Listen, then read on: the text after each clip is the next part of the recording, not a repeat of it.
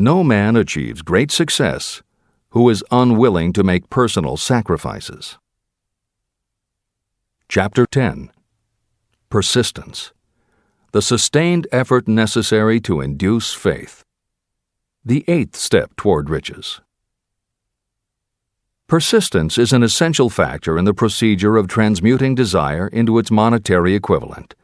The basis of persistence is the power of will. Willpower and desire, when properly combined, make an irresistible pair. Those who accumulate great fortunes are sometimes called cold-blooded or ruthless. Frequently, it is simply because their critics simply don't understand that what they have is a strong desire backed up by willpower, which they mix with persistence. It is the combination that ensures the attainment of their objectives. The majority of people are ready to throw their aims and purposes overboard and give up at the first sign of opposition or misfortune. A few carry on despite all opposition until they attain their goal. There may be no heroic connotation to the word persistence, but persistence does for your character what carbon does to iron. It hardens it to steel. The building of a fortune will involve the application of the entire 13 factors of this philosophy. These principles must be understood, and they must be applied with persistence by all who accumulate money. Your test of persistence. If you are reading this book with the intention of seriously applying the knowledge, the first test of your persistence will come when you begin to follow the 6 steps described in the 3rd chapter, desire. Unless you are one of the few people who already have a definite goal and a definite plan for its attainment, you may read the instructions, but you will never actually apply them in your daily life. Lack of persistence is one of the major causes of failure. Moreover, my experience with thousands of people has proved that lack of persistence is a weakness common to the majority of people. However, it is a weakness that may be overcome by effort. The ease with which lack of persistence may be conquered will depend entirely upon the intensity of your desire. The starting point of all achievement is desire. Keep this constantly in mind. Weak desires bring weak results, just as a small amount of fire makes a small amount of heat. If you are lacking in persistence, this weakness may be remedied by building a stronger fire under your desires. Continue reading through to the end of this book. Then go back to Chapter 3 and start immediately to carry out the instructions for using the 6 steps. The eagerness with which you follow these instructions will indicate clearly how much or how little you really desire to accumulate money. If you find that you are indifferent, you may be sure that you have not yet acquired the money consciousness that you must possess before you can be sure of accumulating a fortune. Fortunes gravitate to those whose minds have been prepared to attract them, just as surely as water gravitates to the ocean. If you are weak in persistence, focus on the instructions in Chapter 11, Power of the Mastermind. Surround yourself with a mastermind group, and through the cooperation of the members of this group, you can develop persistence. You will find additional instructions for the development of persistence in Chapter 5, Autosuggestion, and in Chapter 13, The Subconscious Mind. Follow the instructions in these chapters until you build up habits that convey to your subconscious mind a clear picture of the object of your desire. From that point on, you will not be handicapped by lack of persistence. Your subconscious mind works continuously while you are awake and while you are asleep. Are you money conscious or poverty conscious? Occasional effort to apply the rules will be of no value to you. To get results, you must apply all of the rules until they become a fixed habit with you. In no other way can you develop the necessary money consciousness. Just as money is attracted to those who have deliberately set their mind on it, poverty is attracted to those whose mind is open to it. And although money consciousness must be developed intentionally, poverty consciousness develops without conscious application of habits favorable to it. Poverty consciousness will seize the mind that is not occupied with money consciousness. If you understand the point of the preceding paragraph, you will understand the importance of persistence in the accumulation of a fortune. Without persistence, you will be defeated even before you start. With persistence, you will win. If you have ever had a nightmare, you will realize the value of persistence. You are lying in bed, half awake, with a feeling that you are about to smother. You are unable to turn over or to move a muscle. You realize that you must begin to regain control over your muscles. Through persistent effort of willpower, you finally manage to move the fingers of one hand. By continuing to move your fingers, you extend your control to the muscles of one arm until you can lift it. Then you gain control of the other arm. You finally gain control over the muscles of one leg, and then extend it to the other leg. Then, with one supreme effort of will, you regain complete control over your muscular system and snap out of your nightmare. You did it step by step. You may find it necessary to snap yourself out of your mental inertia in a similar way. First, by moving slowly, then increasing your speed until you gain complete control over your will. Be persistent, no matter how slowly you may have to move at first. With persistence will come success. Snap out of mental inertia. If you select your mastermind group with care, you will have in it at least one person who will aid you in the development of persistence. Some people who have accumulated great fortunes did so because of necessity. They developed the habit of persistence because circumstances forced them to become persistent. Those who have cultivated the habit of persistence seem to enjoy insurance against failure. No matter how many times they are defeated, they finally arrive up toward the top of the ladder. Sometimes it appears that there is a hidden guide whose duty is to test us through all sorts of discouraging experiences. Those who pick themselves up after defeat and keep on trying finally arrive, and the world says, "I knew you could do it." The hidden guide lets no one enjoy great achievement without passing the persistence test. Those who can't take it simply do not make the grade. Those who can take it are rewarded for their persistence, and in return they get the goal they are pursuing. But that is not all. They receive something infinitely more important than material compensation: the knowledge that every failure brings with it the seed of an equivalent advantage. Persist past your failures. The people who learn from experience the importance of persistence will not accept defeat as being anything more than temporary. They are the ones whose desires are so persistently applied that defeat is finally changed into victory. We see that an overwhelmingly large number of people go down in defeat, never to rise again. We also see the few who take the punishment of defeat as an urge to greater effort. But what we do not see, what most of us never suspect of existing, is the silent but irresistible power that comes to the rescue of those who fight on in the face of discouragement. If we speak of this power at all, we call it persistence and let it go at that.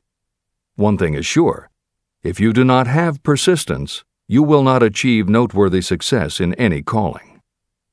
As I am writing these lines, I can look out the window and see, less than a block away, the great mysterious Broadway, the graveyard of dead hopes and the front porch of opportunity. From all over the world, people have come to Broadway seeking fame, fortune, power, love, or whatever it is that human beings call success. Once in a great while, someone steps out from the long procession of seekers, and the world hears that another person has conquered Broadway. But Broadway is not easily nor quickly conquered. Broadway acknowledges talent, recognizes genius, and pays off in money only after a person has refused to quit. The secret is always inseparably attached to one word: persistence. Editor's comments. Today we think of making it on Broadway in terms of the theater, but here Napoleon Hill uses Broadway as a metaphor for the New York arts, publishing, and entertainment industries in general. In the original edition of Think and Grow Rich, Hill used this introduction to tell of Fannie Hurst, one of the best-selling authors of the day, who pounded the streets of New York for 4 years and received 36 rejection slips from one publisher alone before her persistence paid off and she finally got published. Although Napoleon Hill chose Fannie Hurst to illustrate his point about overcoming poverty and adversity, he knew all about both from personal experience. Hill's own story is one of very humble beginnings and devastating failures that would have defeated most people. It was only through his extraordinary persistence that the original edition of the book you hold in your hands was published. And for that reason, the editors of this edition have included this brief biography of Napoleon Hill. The following is adapted from A Lifetime of Riches, the biography of Napoleon Hill, written by Michael J. Ritt Jr. and Kirk Landers, and also draws upon Napoleon Hill's first bestseller, his 4-volume masterwork, Law of Success. In it, Hill told of the 7 turning points in his own life, and those excerpts told in his words are told in the first person. Born into poverty in the backwoods of Virginia, young Nap, as he was called, was the local gun-toting troublemaker. He would probably have ended up a criminal had his widowed father not met and married Martha Ramey Banner. Nap's new stepmother set out to change the family's mountain ways, and she started by trading Napoleon a typewriter for his 6-shooter pistol. She told him, "If you become as good with a typewriter as you are with that gun, you may become rich and famous and known throughout the world." Her faith and encouragement turned young Nap around, and by the age of 15, he was submitting stories to the local newspapers and doing everything he could to get himself out of his meager circumstance. After completing high school and 1 year at a business college, he wrote an audacious letter to Rufus Ayers, one of the most powerful men in the coal industry. Hill wrote to apply for a job, but he said that he didn't want a salary. In fact, he said he would pay Ayers. Hill proposed that Ayers could charge him whatever he wanted on a monthly basis, but if at the end of 3 months Hill had proved his worth, he then would expect Ayers to pay him a salary of the same monthly amount. Ayers admired Hill's style and hired him, with pay. First turning point.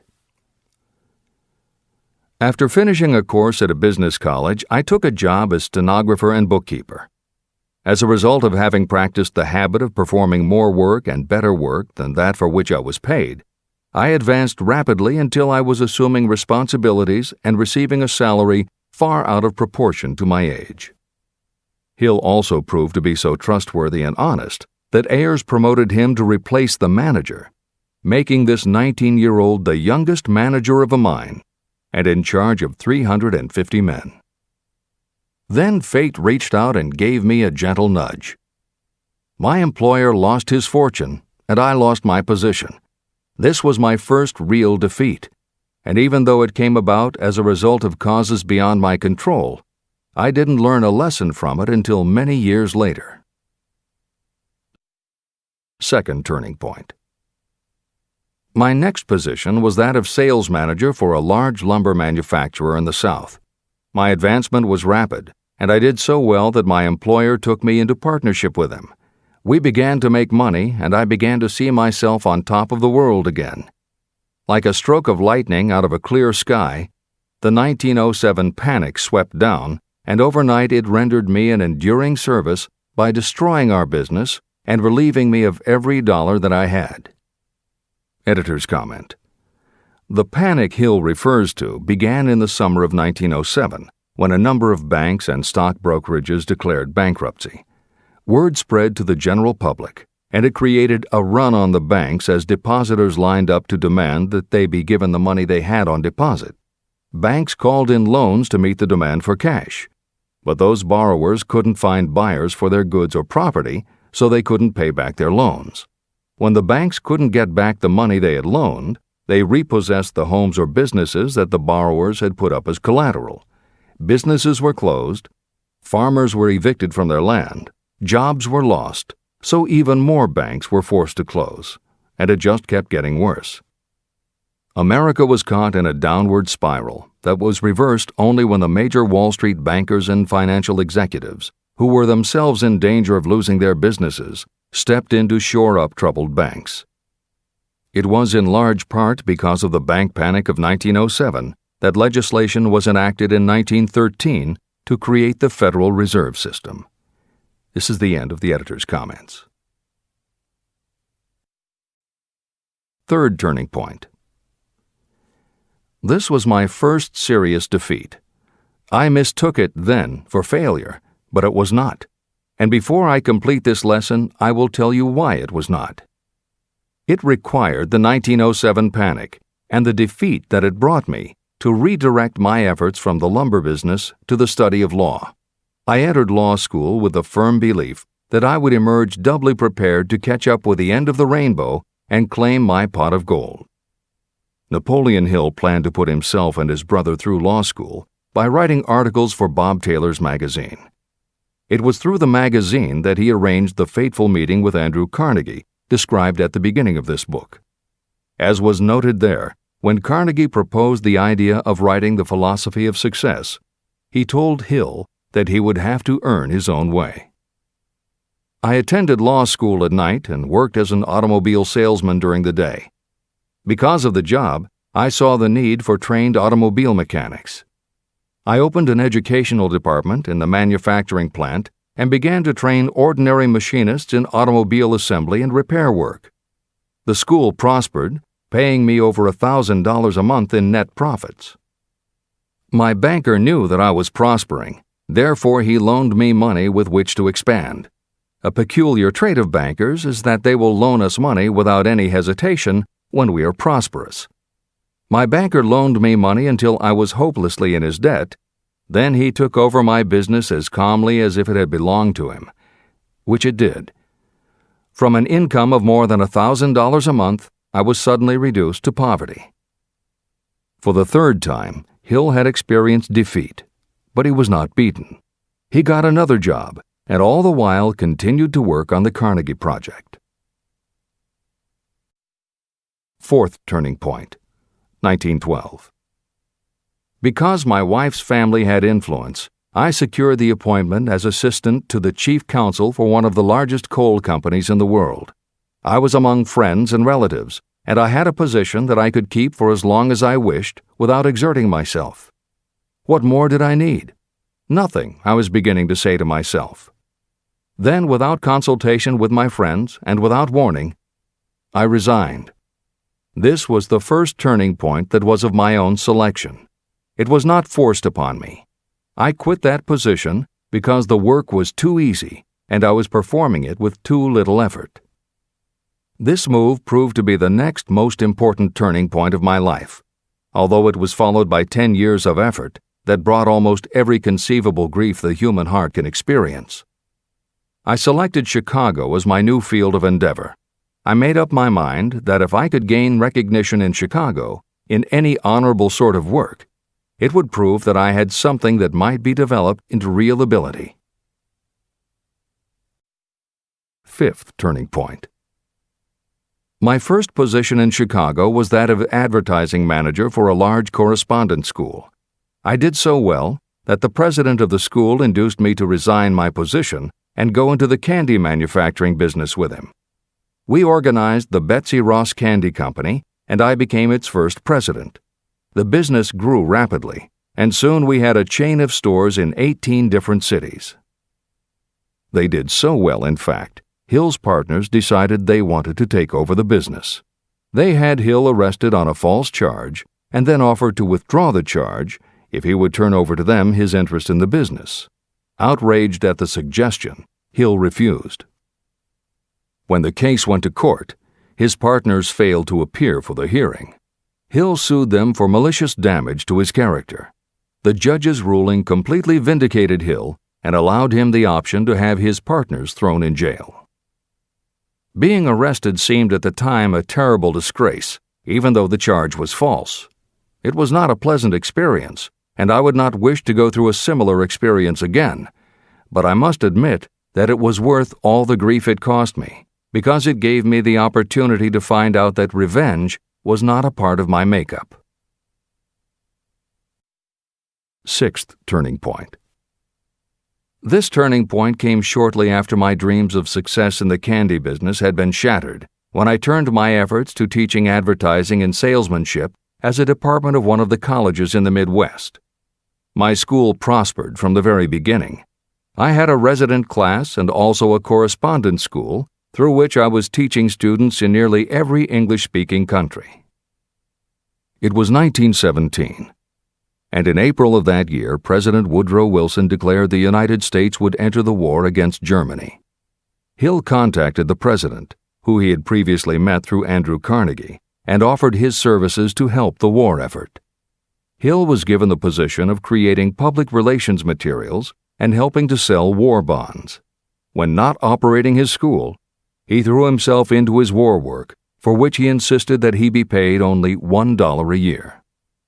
Then came the second military draft, and it practically destroyed my school, as it caught most of those who were enrolled as students. At one stroke, I charged off more than $75,000 in tuition fees. Once more, I was penniless. Despite the fact that Hill had to scrape just to get by, he continued to work for President Wilson and continued to refuse to take any compensation. Though Hill had a family to support, and the ridicule of his relatives put a tremendous strain on relations, he also continued to work on the Carnegie Project. Hill later said, "Believe me, there were times when between the needling of my relatives and the hardships I endured, it was not easy to maintain a positive mental attitude and persevere. Sometimes in barren hotel rooms, I almost believed my family was right. The thing that kept me going was my conviction that one day I would not only successfully complete my work, but also be proud of myself when it was finished." Seventh turning point. To describe the seventh of the turning points in my life, I must go back to November 11th, 1918, Armistice Day, the end of the World War. The war had left me without a penny, as I have already said, but I was happy to know that the slaughter had ceased and reason was about to reclaim civilization. The time had come for another turning point. I sat down at my typewriter, and to my astonishment, my hands began to play a tune on the keyboard. I had never written so rapidly or so easily before. I did not plan or think about what I was writing. I just wrote whatever came into my mind. What Hill wrote was a long essay in which he described a new idealism based on the golden rule that he thought could emerge from the war. He declared that he would help spread the word and promised that somehow he was going to find the money to launch a new magazine to be called Hill's Golden Rule. He took his essay to George Williams, a Chicago printer he had met while working at the White House, and by early January of 1919, Hill's Golden Rule magazine was on the newsstands. The first issue was 48 pages. In the beginning, with no money to pay anyone else, Hill wrote and edited every word himself, changing his writing style for each article as well as using a variety of pen names. Additional staff was hired later, which soon led to problems on the inside and on the outside, and Williams attempted to buy out Hill's share of the business. But when Hill realized that one stipulation of the buyout prevented him from any involvement in a competing publication, in October of 1920, he simply left. By April of 1921, he had raised the money for a new publication, Napoleon Hill's magazine, the foundation of which was again the Golden Rule. But it also expanded into presenting many of the principles of success that would become the basis of Hill's later books. The magazine's acceptance and success also led to Hill's success as a speaker and motivator, which led to even greater success for the magazine. At the same time, Napoleon Hill was working with one of the inmates of a penitentiary to develop a correspondence course, which he took to the prisons to encourage prisoner rehabilitation. Most everything Hill did during this time was successful, and the success of the prison program was significant. But the greed of two members of the board of directors, one of whom was the prison chaplain, eventually led in 1923 to the demise of not only the educational rehabilitation programs, but also the magazine and numerous other successful offshoot ventures. The bleak irony, as Michael Ritt notes in A Lifetime of Riches, was that few enterprises in the 1920s could have been more idealistic or humanitarian in concept. Yet in seeking to stir goodness in men's souls, these enterprises had stirred mean-spirited men to a bloodlust that destroyed everything. Without his magazine, Hill went back to teaching and lecturing, which led to an introduction to a crusading newspaper publisher, Don Mellett, who offered to help Hill publish the results of his work on the Carnegie Project. At this same time, Mellett learned that Prohibition gangsters were selling narcotics and bootleg liquor to school children in Canton, and members of the local police force were being bribed to do nothing about it. Mellett was outraged and wrote an expose in his Canton Daily News while Hill contacted the governor to implement a state investigation of the corrupt police department. A week before Hill and Mellett were to finalize the financing for the publication of Hill's book, Don Mellett was ambushed outside his home and assassinated by a gangster and a renegade cop. They tried to kill Hill, too, but through pure luck he escaped and fled to the Smoky Mountains, where he remained holed up in a backwoods shack for most of a year. Destitute and in fear for his life, he lapsed into a state of deep depression. Then, in one extraordinary night of self-analysis, he willed himself out of his depression and resolved to finish the challenge Carnegie had posed almost 20 years earlier. Hill went to Philadelphia, convinced a publisher to put up the money, then worked night and day for almost 4 months to finish the manuscript. In March of 1928, Hill published the results of his efforts, a multi-volume masterwork entitled Law of Success. No one had ever seen anything like it. It was a phenomenon, a runaway bestseller. A little over a year later, while Hill was finally enjoying the fruits of his long labors, the stock market crash of '29 hit. The bottom fell out of everything, including the market for books. Though he never gave up on his vision, like the rest of America, Hill struggled through the Depression. He lectured, he wrote, and he taught in every way he could, but it was very hard to preach personal achievement to a country that had lost faith in itself. Napoleon Hill made it his personal mission to turn the tide by creating a variety of self-help programs, but it became disappointingly apparent that it was going to take more than one man to do it. When Franklin Delano Roosevelt was elected president, he reached out to Hill. Though Napoleon Hill was an avowed capitalist, he believed enough in the ultimate goal of FDR's policies that he committed himself to helping the new administration. Throughout the Depression years, he became a close confidant of the president's, helping to guide Roosevelt in his efforts to revitalize America. It is said that it was Hill who gave FDR the famous line, "We have nothing to fear but fear itself." And though Hill was dead broke, just as he had done for President Wilson, he refused to accept more than $1 a year for his efforts. In 1937, as America was finally beginning to see glimmerings of hope that the Great Depression might end, Hill convinced his publisher that America now needed a book to help shake off the mental and emotional stigma of those terrible times. He was right. They released Think and Grow Rich to such resounding success that it sold well over 1 million copies even before the Depression ended. At this writing, it has sold more than 60 million copies worldwide, and to this day it still sells more than 1 million copies a year in its various editions. Take your own persistence inventory. Persistence is a state of mind. Therefore, it can be cultivated. Like all states of mind, persistence is based upon definite causes, among them these. Definiteness of purpose. Knowing what you want is the first and most important step toward the development of persistence. A strong motive will force you to surmount difficulties. Desire. It is comparatively easy to acquire and maintain persistence in pursuing the object of intense desire. Self-reliance. Belief in your ability to carry out a plan encourages you to follow the plan through with persistence. Self-reliance can be developed through the principle described in Chapter 5, Autosuggestion. Definiteness of plans. Organized plans, even ones that may be weak or impractical, encourage persistence. Accurate knowledge. Knowing that your plans are sound, based upon experience or observation, encourages persistence. Guessing, instead of knowing, destroys persistence. Cooperation. Sympathy, understanding, and cooperation with others tend to develop persistence. Willpower. The habit of concentrating your thoughts on making plans to attain your definite purpose leads to persistence. Habit.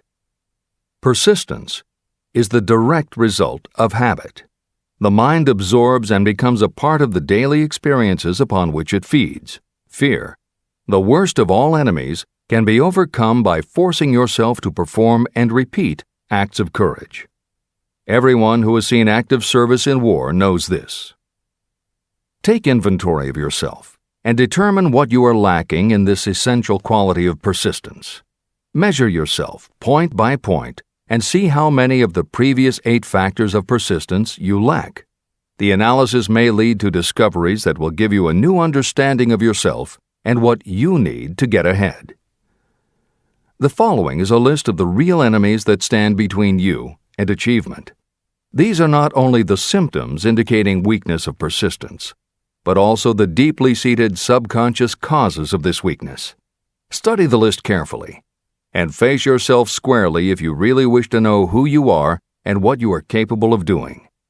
These are the weaknesses that must be mastered by anyone who really wants to accumulate riches. 1. Failure to recognize and to define clearly exactly what you want. 2. Procrastination, with or without cause, usually backed up with a long list of alibis and excuses. 3. Lack of interest in acquiring specialized knowledge. 4. Indecision, and the habit of passing the buck instead of facing issues squarely, also backed by alibis and excuses. 5. The habit of relying upon excuses instead of making definite plans to solve your problems. 6. Self-satisfaction. There is little remedy for this and no hope for those who suffer from it. 7. Indifference, usually reflected in your readiness to compromise rather than meet opposition and fight it. 8. The habit of blaming others for your mistakes and accepting circumstances as being unavoidable. 9. Weakness of desire because you neglected to choose motives that will push you to take action. 10. Willingness to quit at the first sign of defeat, based upon one or more of the 6 basic fears. 11. Lack of organized plans that you have written out so they can be analyzed. 12. The habit of neglecting to act on ideas or to grasp opportunity when it presents itself. 13.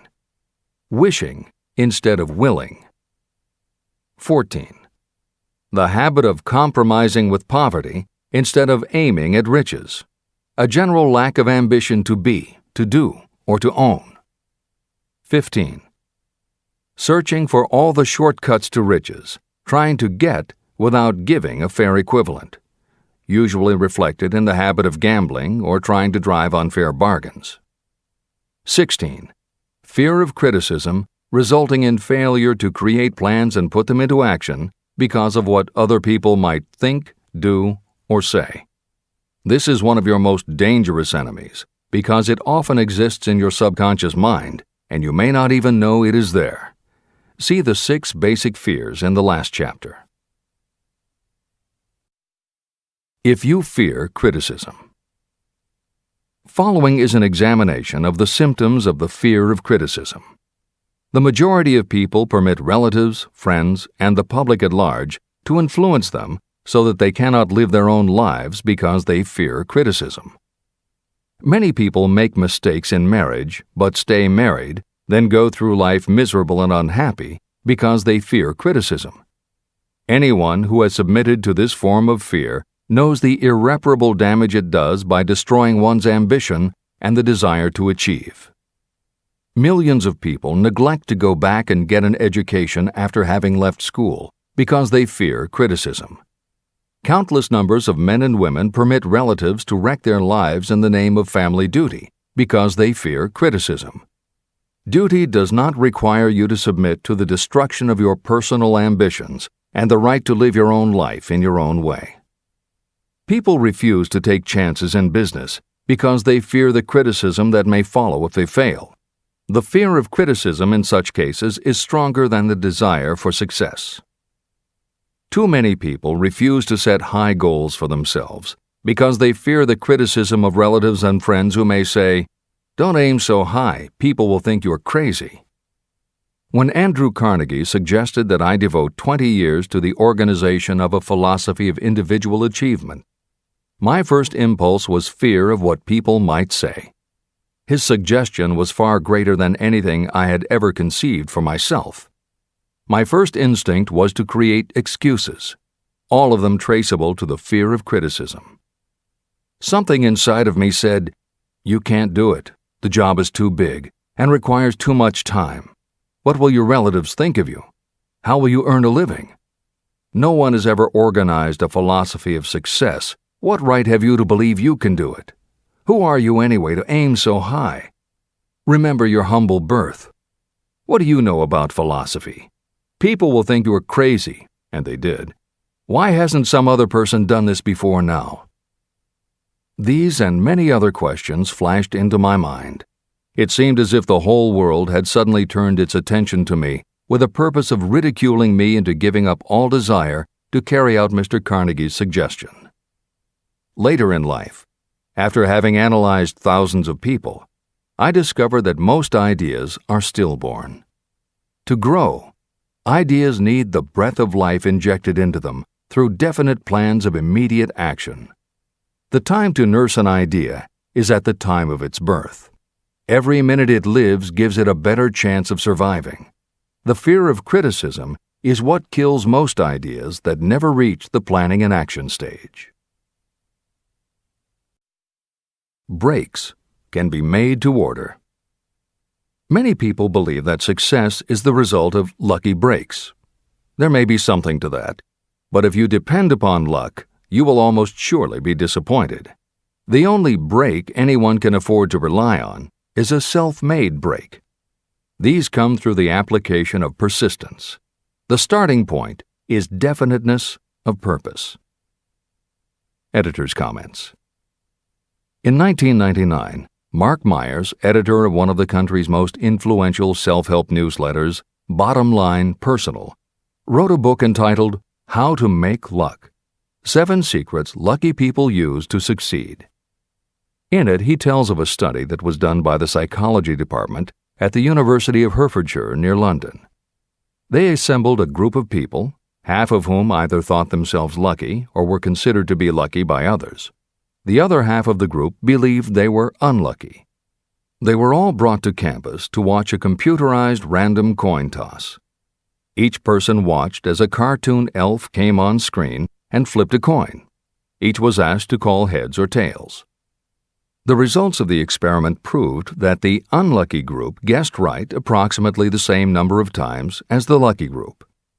In follow-up interviews, the researchers concluded that the only difference between so-called lucky and unlucky people was that the lucky people tended to remember the good things that had happened in their lives, and those that thought they were unlucky tended to dwell on the bad things. The scientific fact is that luck, in terms of calling a coin toss, spinning a wheel, or turning a card, is completely random, and there's nothing we can do about it. All we can control is what we say and do. Everything else that happens to us depends upon the actions of others and the random world in which we live. Then why do some people seem to be so lucky and get all the lucky breaks? Myers says it is because, unlike luck, lucky breaks are something you can control, and lucky people, whether they know it or not, have taken specific steps to make their good luck. You can influence lucky breaks in 2 ways. You have to intentionally put yourself in luck's way, and you must make people want to help you because they believe that you deserve their help. Once you have let the world know you are ready for a break, luck is largely a matter of being introduced to opportunities by people who open doors for us. Myers calls these people gatekeepers. Gatekeepers offer help not only out of goodwill, but also because they hope you will help them in return when you are in a position to do so. People who are lucky make it a point to impress their gatekeepers so that they will be the first to come to mind when opportunities arise. Your gatekeepers must believe that you deserve a break, and that it is worth it to them to give you one. One of the best ways to do that is simply to behave and act lucky. If you act like a loser, people think you are a loser. If you perceive yourself as lucky, it will be easier for others to see you that way. And if you are believed to be a lucky person, your chances of receiving lucky opportunities will increase, partly because others hope some of your luck will rub off on them. This is the biggest secret lucky people know. They know that when they seem lucky, more people want to help them. There are people waiting to make a difference in your life if you show them you are willing to make an effort and that you are enthusiastic. Mark Meyer's book is devoted to explaining ways to do that. As Hill says, the only lucky break anyone can afford to rely upon is a self-made break. These come through the application of persistence. The starting point is definiteness of purpose. This is the end of the editor's comments. If you stop the first 100 people you meet on the street and ask them what they want most in life, 98 of them would not be able to tell you. If you press them for an answer, some will say security, many will say money, a few will say happiness, and others will say fame and power. Some might tell you they want social recognition, ease in living, the ability to sing, dance, or write. But none of them will be able to give you the slightest indication of a plan by which they hope to attain these vaguely expressed wishes. Riches do not respond to wishes. They respond only to definite plans backed by definite desires through constant persistence. How to develop persistence. There are 4 simple steps that lead to the habit of persistence. They call for no great amount of intelligence, no particular amount of education, and little time or effort. These necessary steps are: 1. A definite purpose, backed by a burning desire for its fulfillment. 2. A definite plan, expressed in continuous action. 3. A mind closed tightly against all negative and discouraging influences, including negative suggestions of relatives, friends, and acquaintances. 4. A friendly alliance with one or more persons who will encourage you to follow through with both plan and purpose. These 4 steps are essential for success in all walks of life. An important purpose of the 13 principles of this philosophy is to enable you to take those 4 steps as a matter of habit. They are steps by which you may control your economic destiny. They are steps that lead to freedom and independence of thought. They are steps that lead to riches, in small or great quantities. They are steps that lead the way to power, fame, and worldly recognition. They are 4 steps that guarantee favorable breaks. They are steps that convert dreams into physical realities. They are steps that lead also to the mastery of fear, discouragement, indifference. There is a magnificent reward for anyone who learns to take these 4 steps. It is the privilege of writing your own ticket and of making life yield whatever price is asked. How to master difficulties. What mystical power gives people of persistence the capacity to master difficulties? Does the quality of persistence set up in your mind some form of spiritual, mental, or chemical activity that gives you access to supernatural forces? Does infinite intelligence throw itself on the side of the person who still fights on when the whole world seems to be against them? These and many other similar questions were in my mind as I watched Henry Ford start from scratch and build an industrial empire with little more than persistence. Or Thomas A. Edison, who, with less than 3 months of schooling, became the world's leading inventor. He turned his persistence into sound recording and playback machines, motion picture cameras and projectors, and the incandescent light, to say nothing of 100 other useful inventions. I had the opportunity to analyze both Mr. Edison and Mr. Ford up close and personal, year by year, over a long period of time. So I speak from actual knowledge when I say that I found no quality except persistence in either of them that even remotely suggested the major source of their stupendous achievements. If you make an impartial study of the prophets, philosophers, and religious leaders of the past, you will come to the inevitable conclusion that persistence, concentration of effort, and definiteness of purpose were the major sources of their achievements. Consider, for example, the fascinating story of Muhammad. Analyze his life. Compare him with men of achievement in this modern age of industry and finance, and observe how they all have one outstanding trait in common: persistence. If you want to understand more about the power of persistence and how it works, I strongly suggest that you read a biography of Muhammad. Editor's comments. At the beginning of the 21st century, there was an increased interest in Islam due to the attacks on the World Trade Center and the subsequent war on terror. Consequently, the modern reader will have no difficulty finding a number of very good books about Muhammad.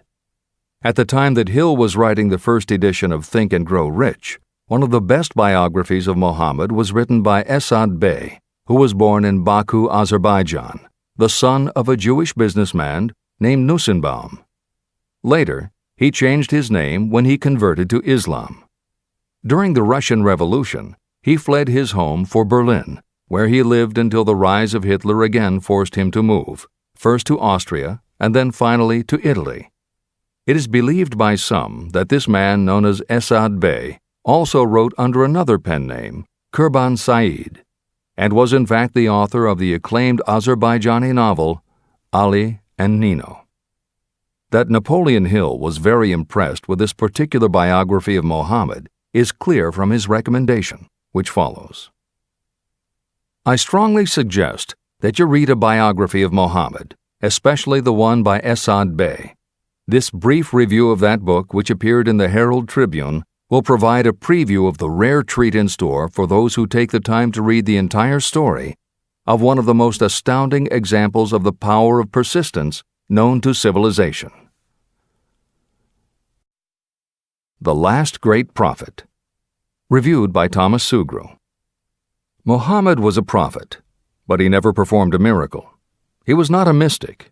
He had no formal schooling. He did not begin his mission until he was 40. When he announced that he was the messenger of God, bringing word of the true religion, he was ridiculed and labeled a lunatic. Children tripped him, and women threw filth upon him. He was banished from his native city, Mecca, and his followers were stripped of their worldly goods and sent into the desert after him. When he had been preaching 10 years, he had nothing to show for it but banishment, poverty, and ridicule. Yet before another 10 years had passed, he was dictator of all Arabia, ruler of Mecca, and the head of a new world religion which was to sweep to the Danube and the Pyrenees before exhausting the impetus he gave it. That impetus was threefold: the power of words, the efficacy of prayer, and man's kinship with God. His career never made sense. Muhammad was born to impoverished members of a leading family of Mecca. Because Mecca, the crossroads of the world, home of the magic stone called the Kaaba, great city of trade and the center of trade routes, was unsanitary, its children were sent to be raised in the desert by Bedouins. Muhammad was thus nurtured, drawing strength and health from the milk of nomad, vicarious mothers. He tended sheep and soon hired out to a rich widow as leader of her caravans. He traveled to all parts of the Eastern world, talked with many men of diverse beliefs, and observed the decline of Christianity into warring sects. When he was 28, Khadijah, the widow, looked upon him with favor and married him. Her father would have objected to such a marriage, so she got him drunk and held him up while he gave the paternal blessing. For the next 12 years, Muhammad lived as a rich and respected and very shrewd trader. Then he took to wandering in the desert, and one day he returned with the first verse of the Koran and told Khadijah that the archangel Gabriel had appeared to him and said that he was to be the messenger of God. The Koran, The revealed Word of God was the closest thing to a miracle in Muhammad's life. He had not been a poet. He had no gift of words. Yet the verses of the Quran, as he received them and recited them to the faithful, were better than any verses which the professional poets of the tribes could produce. This, to the Arabs, was a miracle.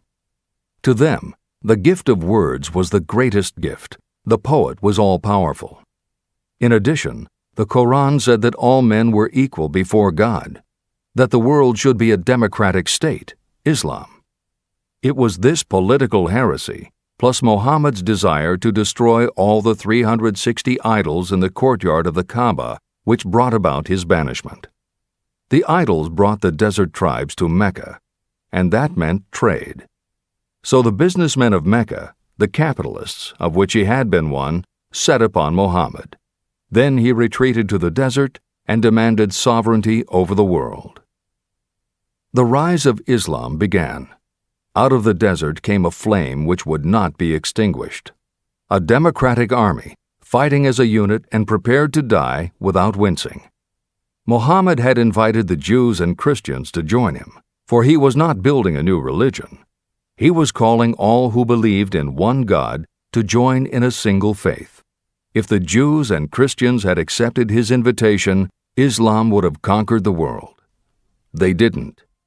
They would not even accept Muhammad's innovation of humane warfare. When the armies of the Prophet entered Jerusalem, not a single person was killed because of his faith. When the Crusaders entered the city, centuries later, not a Muslim man, woman, or child was spared. But the Christians did accept one Muslim idea, the place of learning, the university.